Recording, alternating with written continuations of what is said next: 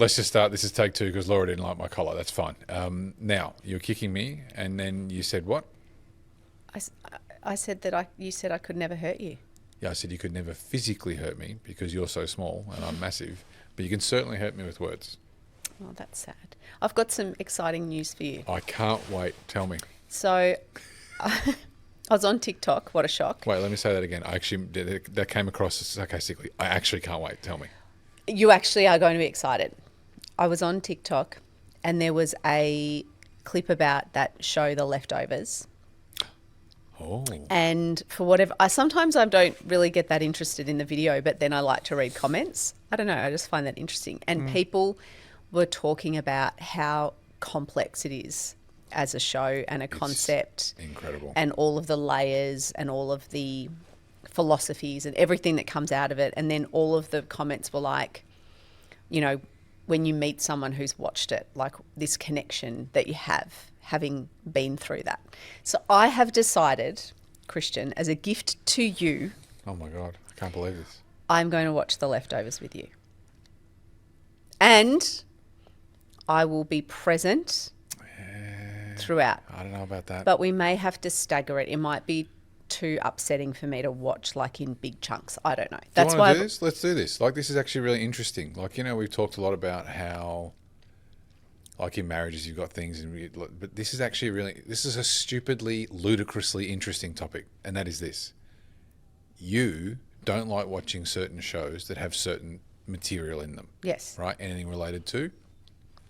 Well, especially kids. Kids. Yeah. Right. And I have, in a way, followed you in. Like, things that I would have watched 15 years ago, like horrible movies with horrible things, wouldn't have affected me before being a parent. And now I can't watch heaps of things, right? And The Leftovers that I watched through twice. So I happily watched through a third time. I think it is top 3 all-time show on balance. There's, you know, I understand why you didn't want to watch it, but what has changed? You don't want to watch it. I know it's going to upset me, but I think that it sounds like there's complexities in it and ideas and things that are worth us watching together and then having to talk about. If you haven't seen The Leftovers, I don't want to be too dramatic about What's this. the premise for those who've not seen it or know about it? The premise is honestly, I know it sounds so stupid, but I'm nearly in tears anytime I think about it. That's how much of an effect it had on me. That's why I don't want to watch it. But because of its brilliance. Anyway, so the Yes. premise is that there's a rapture of some sort, and like 2 or 3% of the population disappear. Yes, no bodies, nothing. No, just disappear, like trolleys rolling down the thing, cars go. But a small percentage of the population, and randomly, no one knows what to do with it, right? And then there's like the philosophical struggle, and the writing is unbelievable. I think the last season a little bit, but the bulk of the writing is unbelievable. Yeah. So I get it why you don't want to watch it, and I'm actually a little bit cautious of you watching it because I think it has on you and me such a deep whack of an impact. But if you are looking for something, I mean, it's not. I don't know. Maybe I'm a weirdo. I am a weirdo when it comes to shows. Like we talked about recently, like I see all these different angles, and shows affect me greatly. More than books, more than that. But it's unbelievable. It's a life-changing show, I think. So I think you should think about that and be sure. No, I think... I suppose we can watch one episode and... No, if we're going to watch one episode, we're in. What difference would it make, right? I think I'm mentally prepared. But yeah, it does upset me, that sort of subject matter. I don't like watching shows that are distressing, even though I know they're not real. But your theory always was there's enough in the world to worry about without adding to it. Yeah. With that, which I get. But I think some people find escapism in the terrible fake shows. As in, when I say terrible, I mean with upsetting subject matter. Yeah. That there's escapism in that. And like, I get that. I'm escaping when I watch Real Housewives. But that's a different escapism for you. To me, it's something that you've talked about a lot. it deeply affected you, and I would like to watch it so that we can share that and talk That's about it. incredible. I'm very, very nervous about this. But In that's exchange, no, okay. What am I watching? no, I think there's some books you can read that Sure. I'd like you to read. Sure. You know I like Did you reading finish books. that one book that I asked you to listen I'm to? halfway through. It's through. like 2 hours long. What's it called again? The Game of Life and How to Play It. So, and this was, my memory is, I should remember because I'm listening to it currently, Irish-American woman whose husband died, maybe? If this was in the forward, I didn't read it. I didn't read anything about this person. I went just through read the forward. It's more interesting to me than the content. But then, basically, then she's about how you can manifest positive outcomes. with your thoughts and words, yes. Yeah, and look, it's brilliant. Like, it's a great listen. I much prefer to read books, but it's a great listen. What did you get out of it? It's just more of the same for me. And it's like every time I come across it in a different way. We've talked about this recently, so we won't go into it in any more depth. But it's just like sometimes when you're learning something and working through it, hearing it from different voices in different modes and in different ways helps solidify your understanding, and also helps you shape the way you want to choose to think about it. Yeah. You know, I think sometimes people can be very linear, pick one philosophy, one book, one author, one religion. And I don't know, I like to make things my own. So I'm open-minded. I read all sorts of things, and I can hate a book, but take one thing out of it. Yep. And run with it. I'm not going to dismiss the book, yeah. you know, like the Tao Te Ching I hated because it was clear it was just written by men sitting on top of a mountain. Doing nothing. So it's very easy for them to meditate and go with the flow because they didn't have to do anything. They weren't raising children, Working, nothing. But it's all about that concept of just going with the flow of the river. And that's what I got out of it. And it struck me very strongly. And I took that with it, and the rest of the book, But it wouldn't have hit me so well if I didn't read the whole book. So sometimes you just got to do that.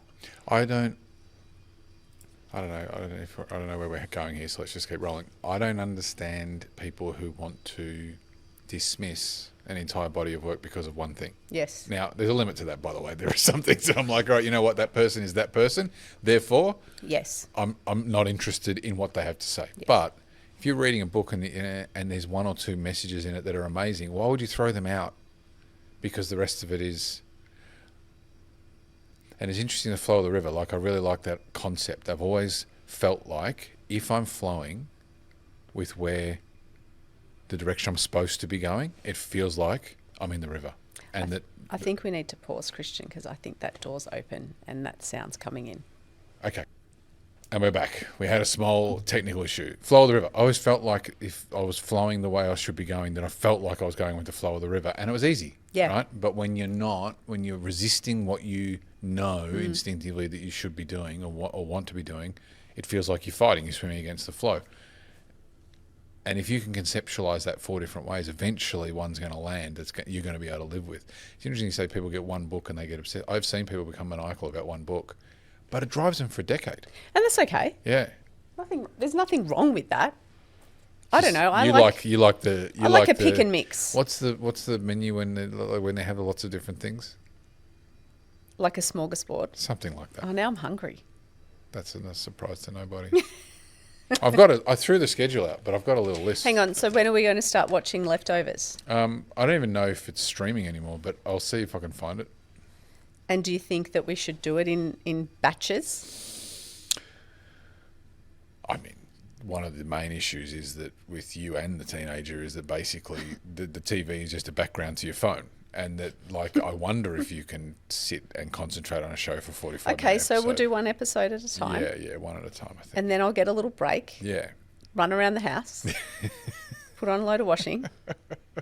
And then I can come back and refocus. Yeah, so I think there's 3 seasons. Okay. And so, we've got some work How to do do. you feel about this? I'm a little bit nervous. I think it will... I know that... By the way, this is non-judgmental. I know that you like escapism with with any TV show. Like you're not looking for, like, you're not out there. You got depth in your life. You'd rather read a deep book and watch a silly show, if that makes sense, right?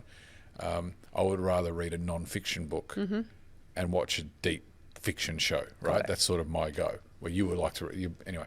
So I'm a bit nervous. I'm a bit nervous for you, and therefore for me.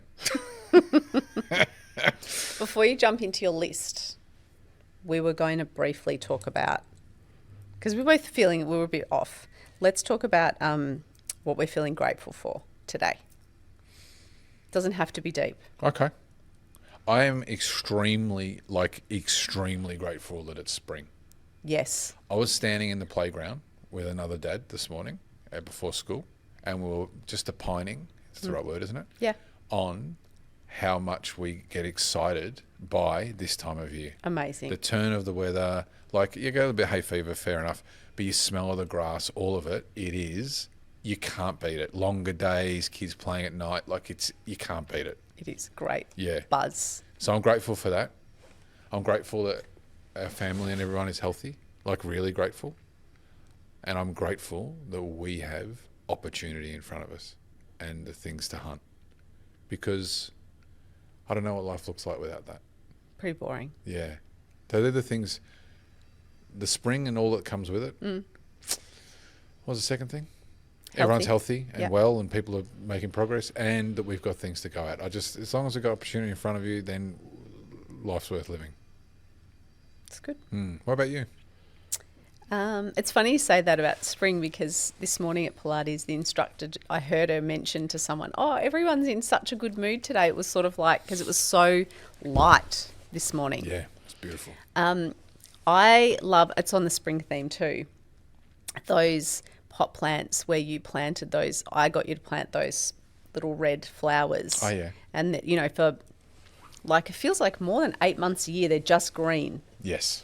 And then they've just burst, and now they're all too. Beautiful and red in these pots at the front of the house. And so when I come home and I see them, it's like you said, it signals spring. But then also it's like you put them there because I asked you to. That's right. And let's be frank, we could... We're not good gardeners. We could destroy any plant, really. You could put a cactus, we'll find a way to kill it. The one in my it. office is coming back to life, by the way, that you thought I had killed. I didn't say you had killed. I said it had been killed. But no, those things they have, and I messed around with the soil a little bit a year ago, and they have just gone, and come back to life. So I really like those. It's like our little plant. You're grateful for our little plants at the front. Yeah, I've got some attachments to plants. Yes, you do. I've got an olive tree that has been in a pot for 16 years. Has no olives. Has no olives. Stick tree. But it was blessed with unused breast milk that had been in the freezer for many months from my son. And so it's like his plant. Anyone who has expressed... Yeah, they get it. Or breastfed knows the pain and effort that goes into it, and how sad it is to have to move milk on. So I felt like I gave it back to the earth. Yeah, and that plant will be with me forever. You'd be like hugging it. This is on a rocking chair. Yeah, exactly. It's got my booby milk. I'm keeping that thing. That's it's right. Gold. That's right. It's very sentimental, and I'm not a sentimental person with things. What else are you grateful for? Please be more than the stick plant. That every day I have choices about everything. And sometimes it doesn't feel that way. Nope. You feel overwhelmed, underwater, compressed, rushed, overbooked. But really I do have choices in everything. So I'm happy about that. So for you, it's about choices. For me, it's about opportunity. In a way, they're kind of the same thing. Yes. We can choose what we chase. We can choose what we don't do. We can choose what we think. We can choose what we feel. We can choose what we eat. And by the way, nothing's cost free, but everything there's consequences to those decisions. But at the same time, that we have those choices. Yes. I mean, what a dream, honestly. And it's worth thinking about that sometimes. It's what choices, what agency do I actually have in my life that I'm not using, and I'm leaving on the bench. Yeah. What's on your list, Christian? Let's have a look. Okay. We'll take a small break. I'm reserving all my rights. Of course. Put accountability where it belongs. what's driving you. Yeah. We talked about that topic. That's an interesting topic. How many direct reports should you have? Values in a marriage. Mm-hmm. That's a heated one. Values in a business. Yeah. Who has your heart? Mm-hmm. And gratitude, which we've already done. Let's do the first one. Put accountability where it belongs. Sorry, no. What's driving you? What's driving you? But I want to give context for this. We are going to be a few minutes away from a break, I think. So Let's have a break. let's have a break. And we're back. Okay. So what topics do you want to talk about? What's driving you? Give me some context. Asked last night on the Instagram if there were any sort of life dilemmas that anyone would like us to talk about on the podcast. And this question has come through. I'll skim through it. I don't want to give too much detail. Yep. But very, ambitious, high achiever, type A woman in their 20s, but didn't have confidence. Yep.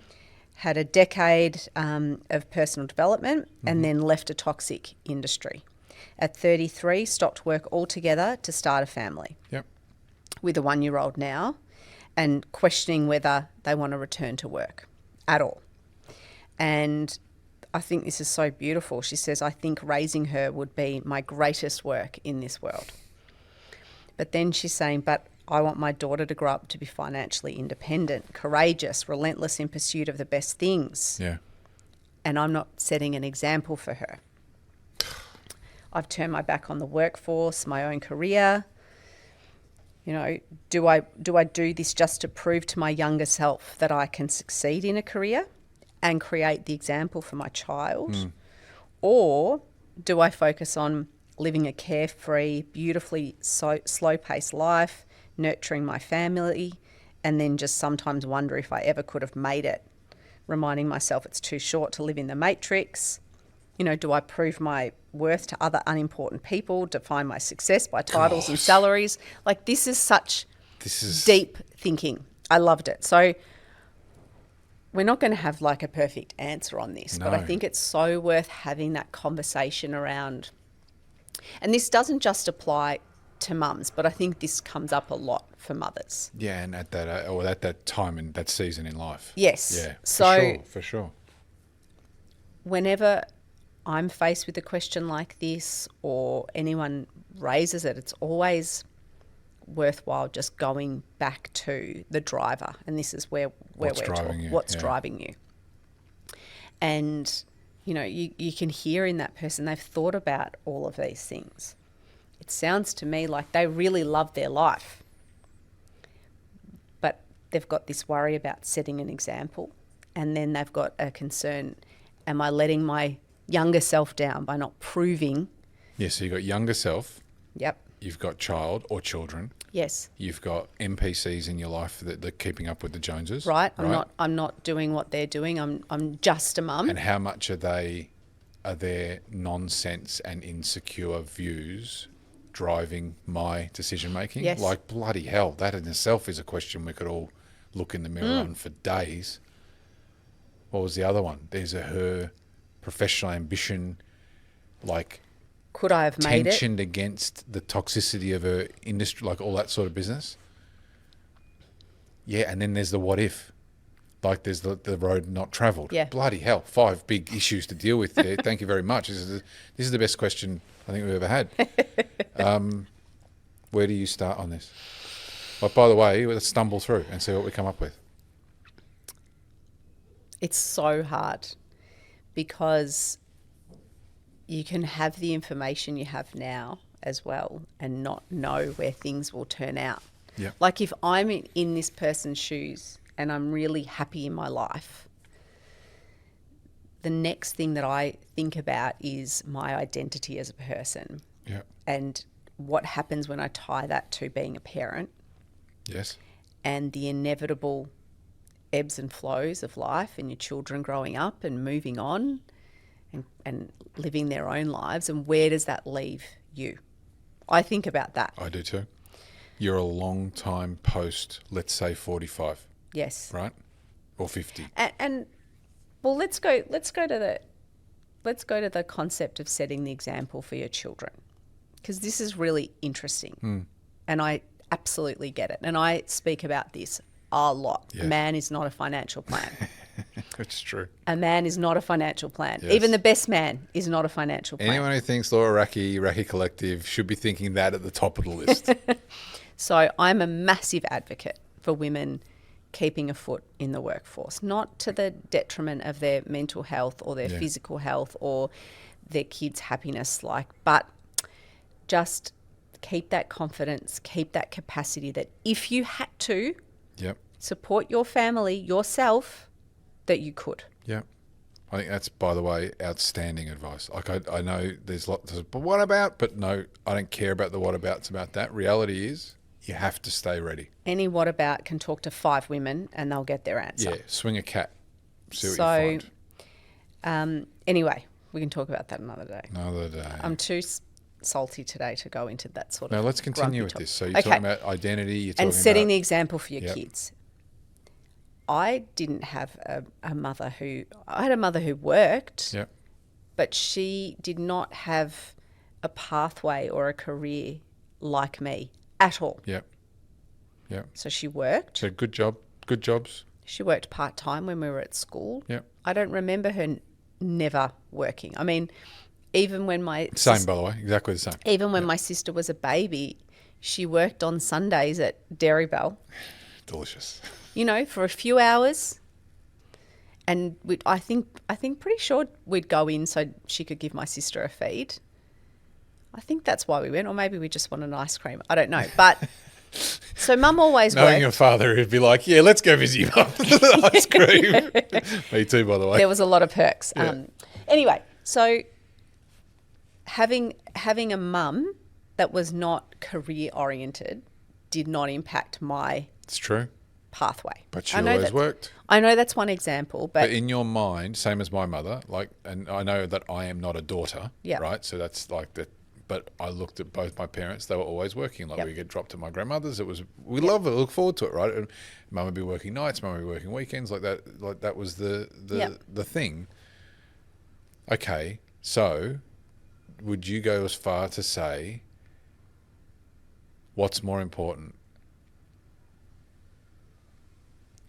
This is such a complex. So where I'm getting to with that, Sorry. and I'm splitting up this problem or this conundrum into parts. We're looking at first, I want to set an example for my daughter. Yep. I don't think you need to be a high flyer, kicking goals, being this success from an external perspective to get the respect of your children. I agree with that. Not actually, that's a very bad expression. We don't Not want the respect. But to have your children To set the example. Set the example. I think that there can be a middle ground where you demonstrate that you can be independent, that you can work, that you can have outside interests from being a parent. But that doesn't mean you need to go all the way to being some high flyer to set that example. Yeah. Okay. So can I try this on? Going and becoming that high flyer with all the sacrifice it comes with. Setting the example is not a good enough reason. I don't think so. I don't I think agree your with you. kids don't care either. But the father too, by the way. It's not just for mothers. Kids don't care. They don't care. No. Right? Now, if you want to go and do it, and you work out your marriage, your life, whatever, your parenting around it, great, no problem, right? But I want to show my kids that I can be CEO of Telstra. Don't give a shit. They don't care. No. Right? Ask these actors, these Hollywood actors. They're like, my kids don't care about what movies I'm in, right? They don't care about anything. Yeah. They want you. Yes. They want you. I remember someone that I worked with years ago, always worked very long hours, had, a couple of kids. And I've told them if they want to go on, the only reason they can go on all these overseas holidays, and they weren't like older kids, they were younger, primary school age. If they want to be able to do all of that, well, that's the price that I have to work these long hours. And I'm sort of like, is that the equation from your kids' perspective? Again, this is everyone, live and let live. You can make your own decisions. No, but if you ask me Yeah. what is going to be important and valuable to your kids, it's not the holiday. It's not the status of a parent being a CEO. It's a parent that is happy Yeah. within themselves Yeah. and that is around sometimes. I'm not saying you have to no childcare, no. But no, they're there. They're around. That they're there, yeah. They're part of their lives, Yeah. not working like a dog to prove to their kids that this is the way you go. Yeah, and so just to be very clear, and I'm not. This is not whatabouting, but to separate it. Like, for instance, if you're a mining engineer, you're working in remote locations, right? Good for you. Like, you know, you're giving your kids a future. You're going and doing what you do. Like, there's jobs that require you to be there. But to go and then say, I'm going to go and do something all the way over there to prove to my kids what a pursuit of this can look like. I think that's what we're saying. We're separating that out. Don't attach your choices to what you think is good for your kids. Yeah.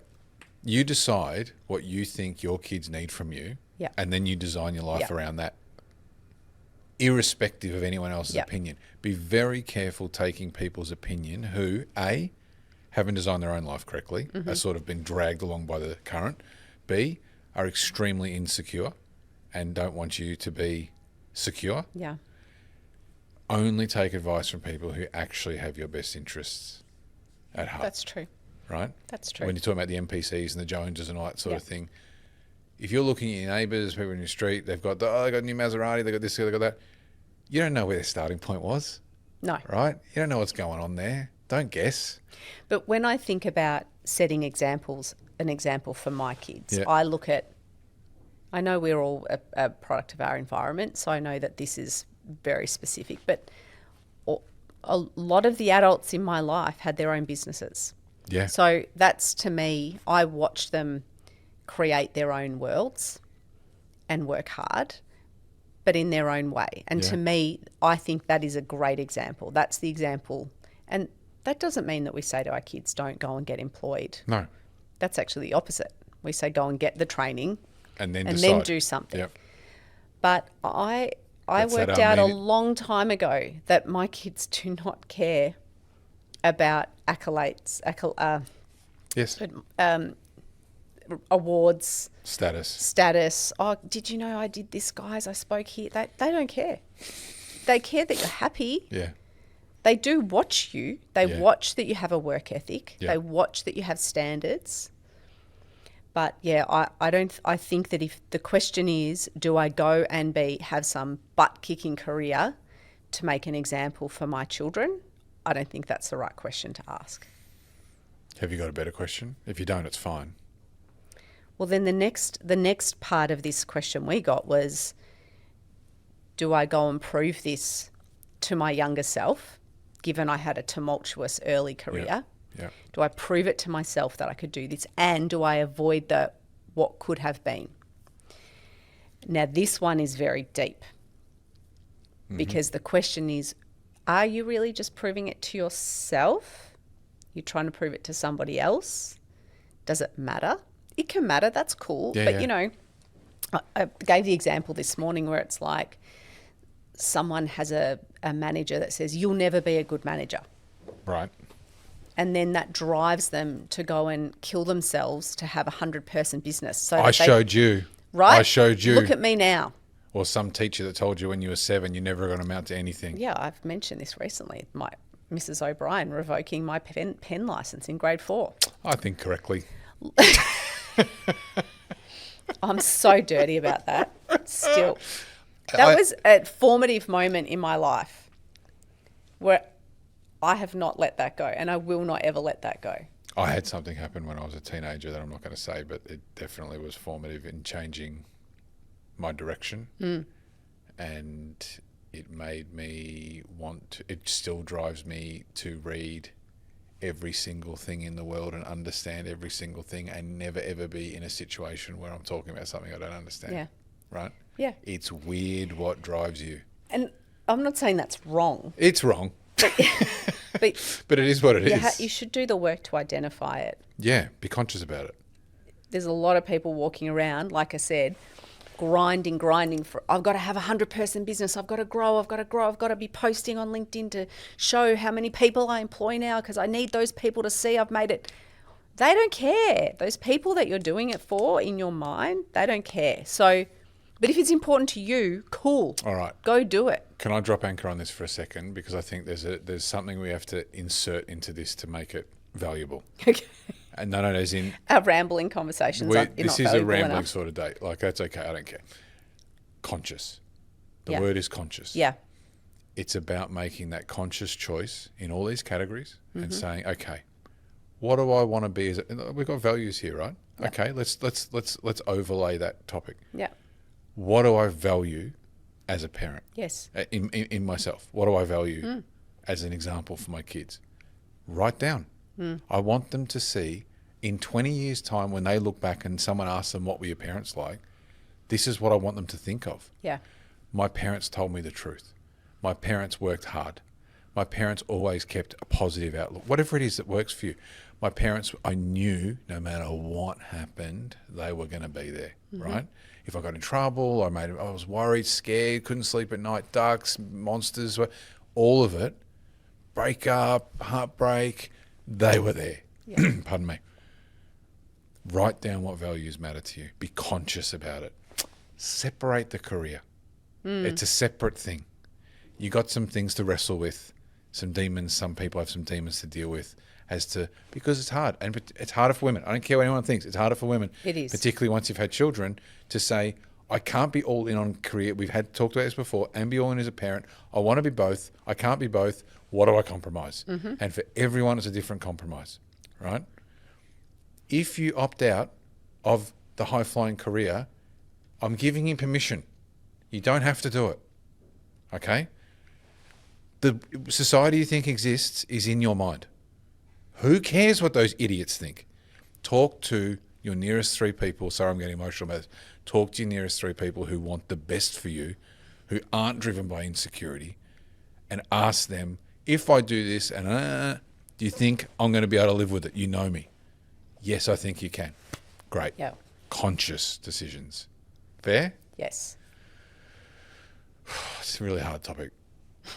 Yeah, I know it is. It's a really hard topic. But again, because we're doing it all badly. like you said, about the values, and like even with me, with my business, it's 8 years now, and I have a small team, but I have zero interest in growing some big pumping law firm, even a boutique size law firm. I have no interest in it.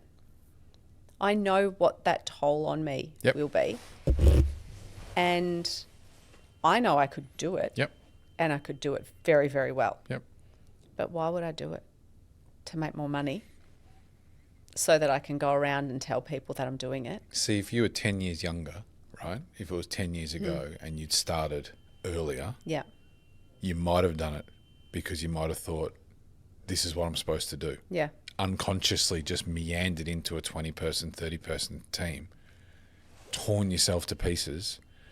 What is going on? Someone's honking their horns out in the street. Like, what is going on? It's one of those days. Torn yourself to pieces, turn your life upside down, lost 15 years to misery. And can you hear that? I can. Right. And it's like, because you just would have meandered into it, when if you'd stopped and gone, what do I actually want? What do I value as a parent? What do I value as a business owner? What do I value as a consultant and a trusted advisor? Write those things down and go, okay, I value working with great clients who are trying to do things, who tell the truth, who pay their bills, who treat me with respect. What does that instruct me to do? That instructs me to go and set something up that works this way. Yes. If you're meandering into, I want the status of 100 staff, that's cool. Like, say, I want to build 100 But staff. no, but no. Why? Like, Yes. no, why? Yeah. I'm going to do it because in 7 years, I'm going to sell that thing. Yeah. Right? Conscious. Mm-hmm. But I'm just going to stick on values for 1 second. Values to me is, what do you care about more than other things? Not what you've been wired to do, what you think you should do. Like, what do you actually value? I value our time together. We made a deal. Kids are this age. Kids first until... Now, by the way, we've extended that deal. We've extended that deal, but maybe that's our deal. Like, we'll have to redecide what we do next. But So yeah, let's bringing it all together. When we're talking about the question that this person had, it's not actually about practical stuff at all. no, It's not about that falls in later. how is my daughter going to be looked after and who's going to be there. It's actually, like you said, much deeper, but can be very simple. What do I value? Is it important to me to go to the grave having explored the far edges of my capability Yep. as an engineer? And if that's important, then that instructs what you do You next. build it in, yeah, consciously. But if that's not important to you, or it could be, I want to earn $5 million by the time I'm 31. Yep. Okay. That's important to you. That's what you go and chase. That's what will help you make those decisions. But yeah, I don't know if we've answered this at all, Christian. Look, this person, I don't know who that person is that's messaged you, but I would say this, and I would say this to anyone because this is a big turning point in a woman's life. Is that around that age and around that stage, Yeah. that season. I'll say this to any parent: you will never ever regret spending more time with your kids, particularly when they're under, let's say, 10. Right? You just won't. You'll never look back and go, "Gee, I wish I'd worked more." Right? You say that about the 10, but I actually think our teen needs us more. But it's different, right? I'm saying you never regret any minute you spend with No. your kids. I'm saying, but when they're little, Yes. you'll never regret that extra time that you spent. You never will, right? Yeah. And you find a bloody way for that season. Yeah. Now, for this person, this woman in her situation, and others in that situation, you might have changed forever the way you think about your career once you have children. You can't actually account for what's going to change. But what you do, in my opinion, is you do the next few years and make the absolute most of it while the kids are little. And you just keep replaying the question and reassessing the question every 3 or 6 months. And the answer will reveal itself to you. But yeah, I think the risk is thinking too much about how other people will see you Yeah. or what you think are values in your own mind, but actually values that other people put in there. Like a parent, Agreed. like a best friend that, has a totally different value set, and you think, I'm going to be compared to them. Am I doing it wrong? It takes a bit of courage to get past that. But if you actually think about work with your own spouse and you work within your own bubble and say, what do we value? Yeah. All will reveal. But almost no one goes through that process. If you actually do it, you spend 1 hour today and sit down together and go, what do we care about more than other things? And write down 3 things. That's a start. You'd be amazed at how much clarity so you're going to have the next day. Clarity the next day. Clarity the next day. Anyway, this is a tough topic.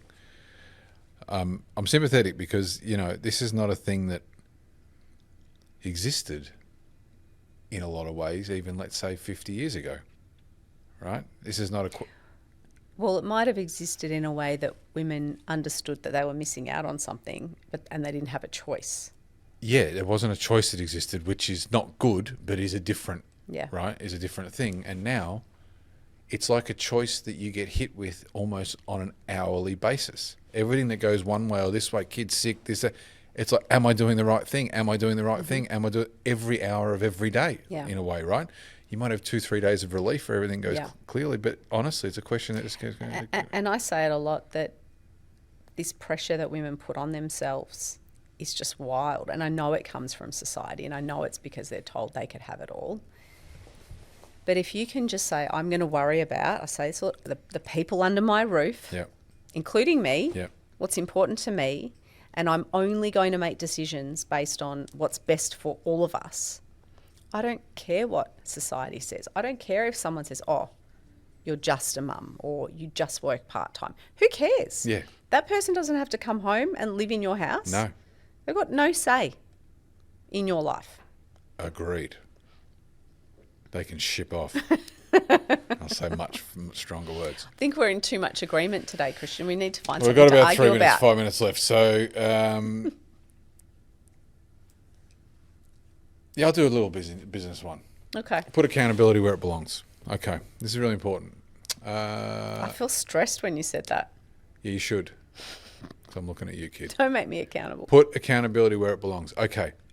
If you're in a business, work, any situation, and you have a desk or a job, people are going to try and pile shit on your desk or job. People are going to deflect it to you.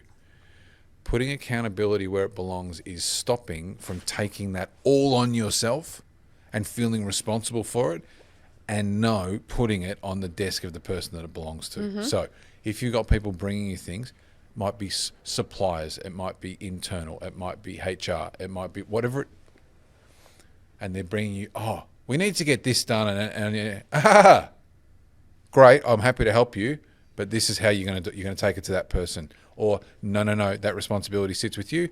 I will deal with it once it's at this stage. That's putting accountability. It doesn't all go on you. Now, if you let everyone walk past your desk and keep piling things on top of your desk, you're going to go insane. So this is for sure. The ability to say, where does this accountability belong? It's not with me. There's a time it becomes to me, but that time is not today. So allowing these people who are expert at diverting their responsibility and accountability to you, if you allow it to keep happening, you're going to be miserable. Put it where it belongs. Does that make sense? Yeah, it does.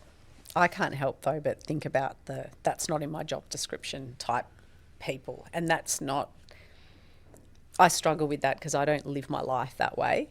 All right. I'm probably one of those people that would end up in a workplace having all the crap dumped on my desk, because it's just like, well, I can do it and I'll get it done well. So why not? So let's say there's some nuance to this. So no, I don't think you should look at your job description every day and say, no, that doesn't fall in my job description, right? That's not what I mean. It happens. I understand that there's a very important point that you raised, that people think that way. And if you think that way, you should look in the mirror, because I'm sorry to tell you, life doesn't work that way. But why should I? I'm only getting paid a certain amount of money. Why should I do anything that I'm not paid to do? That's a choice for you that I'll leave to you. But for those that don't think that way and that do want to be cohesive and work with those around them and get good outcomes, this is not a combative view. This is there's 100 things to do, whatever it might be. There's 20 staff. Everyone's got 5 responsibilities. Let's put it where it belongs. Yes. Let's put it with the person who's the best to deliver it, or it's in their position. And if anyone's trying to shift it, don't let them, right? Now, you should take on more responsibility than you technically have to. You should want to learn new things and like take the opportunity. I understand people get defensive and go, I'm only getting paid and if you're in an environment where that's the case, I'm really sorry for you. I hope you can find an environment that's better. But why not try and learn new things and take on new things? And if you've got the time to do it, have some pride what in I'm your saying work is, and your if you development. allow all the rivers of accountability to land on your desk and you just keep allowing it to keep piling up on you, you're going to go crazy. So it's about part of leadership is to say, that's your corner of the world. You need to develop this further, then bring it back to me, right? I will help you get to the spot you need to get to, but you're going to do it. I'm not going to do it for you. Hey, that's Fred's corner. Go and talk to Fred. Accountability, don't you take it and give it to Fred. Yeah. Send Laura to go and take it to Fred, because then she'll know to take it to Fred next time. And the cohesion continues to improve. Put accountability where it belongs. When everything lands on your desk, you say, does this belong with me? Who does it belong with? Fair? Yes. I think we're out of time. Well, this has been an exhausting episode, mainly because I have a splitting headache. But is there anything else you would like to add? I feel like we didn't solve any problems. We just discussed. But that's okay. Well, the bottom of all of these problems, I think, again, is being conscious. I think all of us, us included, meander along and can lose years to convention. Yeah. Well, it's the same as just not just values, but things that we think are important to us or make up our identity, or that we're fixated on not slipping from, usually have some weird Origin. Yeah.